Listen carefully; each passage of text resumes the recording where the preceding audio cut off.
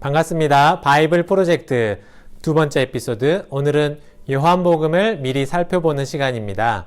하나님께서 요한복음을 통해 주실 은혜를 기대하는 마음으로 함께 하시기를 바랍니다. 먼저 요한복음 저자에 대해 잠깐 살펴보면, 요한복음의 저자에 대해서는 예수님의 제자 중 한 사람이었던 사도 요한이라는 데에 큰 이견이 없습니다. 성경에 보면 자신을 표현할 때에 13장 23절에서 예수의 제자 중 하나, 곧 그가 사랑하시는 자가 예수의 품에 의지하여 누워 있는지라, 자신을 예수님께 사랑받는 사람이라고 표현을 하죠. 예수님과 맺었던 밀접한 관계를 매우 자세하게 표현하고 있습니다. 실제로 예수님의 사역 중에 함께 동행했던 자가 아니라면 표현할 수 없는 디테일이 요한복음 안에 많이 포함되어 있습니다. 사도 요한은 12제자 중에 우리가 아는 것처럼 마지막까지 순교하지 않고 살아남아 있었습니다. 말년의 요한은 에베소에서 주로 활동을 했고 95년경 도미티안 황제 때의 반모섬으로 유배를 가게 됩니다. 이처럼 가장 오랫동안 남아 있었던 요한에 의해, 그리고 가장 늦게 기록된 복음서가 바로 요한복음인데요. 요한복음의 특징을 살펴보면 요한은 하나님의 아들이신 예수님의 신성, 이것을 강조합니다. 그래서 요한복음은 로마서와 더불어서 신약성경 중에 가장 신학적인 책으로 꼽히기도 하죠. 요한이 살아있던 1세기 말 당시 초대교회에 이단 사상, 특히 영지주의자들이 팽배해 있었는데, 이 이단 사상을 배격하는데 많은 관심이 있었다는 걸 알 수 있습니다. 요한복음의 중심 구절 20장 31절을 보시면, 오직 이것을 기록함은 너희로 예수께서 하나님의 아들 그리스도이심을 믿게 하려 하며, 또 너희로 믿고 그 이름을 힘입어 생명을 얻게 하려 함이니라. 네, 그래서 요한은 요한복음 곳곳에 예수님이 하나님이시고 하나님의 아들이심을 나타내는 장치들을 많이 남겨두었습니다. 1장 1절만 해도 그렇습니다.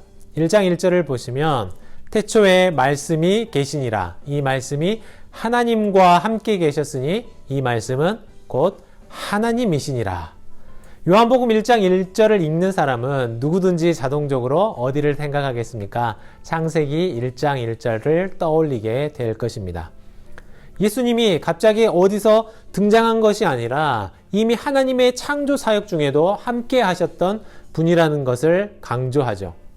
하나님이 창조를 실행하셨다면 예수님은 창조를 실현시킨 원동력과 같은 로고스, 즉 말씀이셨습니다. 즉 여호와 하나님이 성자 예수님과 함께 창조 사역을 하셨을 만큼 예수님 역시 하나님이시다는 사실을 강조하고 싶었습니다. 태초에 말씀으로 계시던 하나님이 1장 14절 말씀처럼 말씀이 육신이 되어 우리 가운데 거하심에, 즉 성육신 하신 임마누엘 예수님을 가리키는 말씀이죠. 이제 1장 18절 말씀처럼 본래 하나님을 본 사람이 없으되 아버지 품속에 있는 독생하신 하나님이 나타내셨느니라. 볼 수 없는 하나님을 예수님을 통해 보게 된 것입니다. 즉 예수님은 하나님의 이 땅에 나타나심, 즉 신의 현현이라는 것이죠. 그래서 요한복음은 끊임없이 예수님이 누구신지를 묻는 질문을 반복해서 기록합니다. 그리고 그 답은 언제나 예수님은 살아계신 하나님의 아들이라고 고백하는 것이었습니다. 또한 요한복음은 예수 그리스도의 죽으시고 다시 사신 것, 이것을 믿음으로 영생을 얻게 한다, 이것을 강조합니다. 1장 12절을 보시죠. 너무 잘 아는 말씀일 텐데요. 영접하는 자, 곧 그 이름을 믿는 자들에게는 하나님의 자녀가 되는 권세를 주셨으니. 그래서 요한복음은 믿음을 통해 얻는 영생에 대해서 반복해서 기록합니다. 예수 그리스도를 믿는 믿음을 통해서 우리는 영생을 얻는 것입니다. 4개의 복음서, 우리가 어제까지 공관복음서를 살펴봤었는데요. 같은 복음서이지만 요한복음에는 앞선 3개의 복음서, 공관복음서와는 차이가 있습니다. 먼저 마태, 마가, 누가, 이 속에 기록된 공관복음서가 예수님의 갈릴리 사역을 주로 다룬다면 요한복음은 예수님의 유대지방, 특별히 예루살렘에서의 사역을 주로 다루죠. 특히 요한복음은 예수님께서 3번의 유월절을 보내셨다는 것을 기록해서 예수님의 공생의 기간이 최소한 3년 이상이었다는 것을 알려주기도 합니다. 또 요한복음에는 공간복음서에 기록되지 않은 여러 기사들이 담겨 있습니다. 또 제자들에 대한 이전에 기록되지 않았던 다른 이야기들을 우리에게 제공해 주죠. 그래서 그들의 성격이나 또 관련된 일화들을 알려줍니다. 또한 가나 혼인 잔치, 또 니고데모와 나누신 대화, 사마리아 여인을 만나셨던 것, 죽은 나사로를 살리신 사건들, 이런 것도 요한복음에만 특별히 기록되어 있습니다. 세족식에 대한 이야기도 그렇죠. 동일한 사건을 다룰 때에도 사도 요한만의 독특한 구절들과 증언이 담겨 있습니다. 공간복음서들과는 철저히 다른 관점에서 쓰여졌음을 알 수가 있는데요.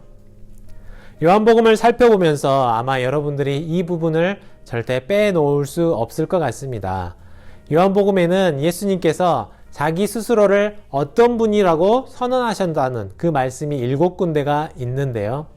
여기 7군데에는 동일하게 에고 에이미라는 헬라어를 사용합니다. 나는 뭐뭐이다 라고 번역할 수 있을 텐데, 사실 성경 속에서 이 구절은 출애굽기 3장 14절에서 하나님께서 모세에게 나타나셨을 때죠. 나는 스스로 있는 자니라 하셨던 본문을 떠올리게 만들어 놓은 장치입니다. 어떤 표현들이 있을까요? 여러분들도 다 한 번씩은 들어본 말씀일 것입니다. 6장 35절에 보면 나는 생명의 떡, 또 8장에 보면 나는 세상의 빛이다.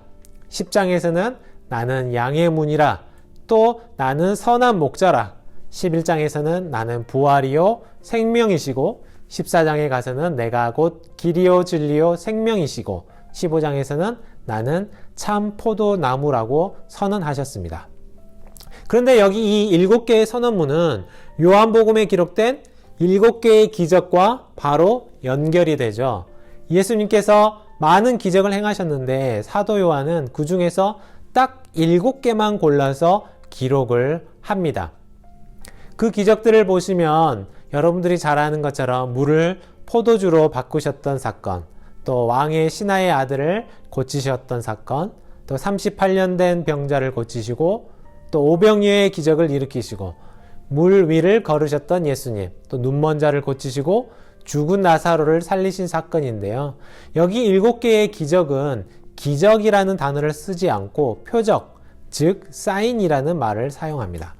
그래서 예수님이 자기 스스로를 선언하신 내용과 잘 얽혀서 예수님께서 스스로 선언하신 내용이 표적을 통해서 드러나고, 표적을 보여주신 것을 예수님의 자기 선언을 통해 다시 확증하는 방식으로 작용하는 것이죠. 그렇다면 요한복음에는 또 제자에 관해 어떤 표현을 쓰고 있는가? 요한복음에는 마태복음과 다른 제자도에 대한 강조점이 있습니다. 마태복음에서 제자도는 모든 것을 버리고 예수님을 팔로우하는, 따르는 것을 말했다면, 요한복음에서의 제자도는 포도나무 되시는 예수님께 가지처럼 딱 붙어서 열매를 맺는 것을 의미합니다. 그리고 본 나무가 가지에게 영양분을 공급하는 것처럼 예수님은 자신을 따르는 제자들에게 성령님을 공급해 주셔서 제자도의 삶을 실천하게 해 주십니다. 그래서인지 요한복음은 성령님의 사역에 대해서도 굉장히 강조하고 있습니다. 그런데 누가복음이나 사도행전에서 등장하는 성령님은 어떻습니까? 굉장히 역동적이시죠. 기적처럼 등장하십니다. 불꽃처럼 역사하십니다. 그런데 요한복음 속에서는 성령님의 다른 측면을 강조해요. 특별히 믿음을 갖게 하시고 우리를 보호하시며, 보혜사 성령님이시죠. 진리를 얻게 하시는 영으로서 특별히 사람의 내면 안에서 일하시는 성령님의 사역의 측면을 강조합니다.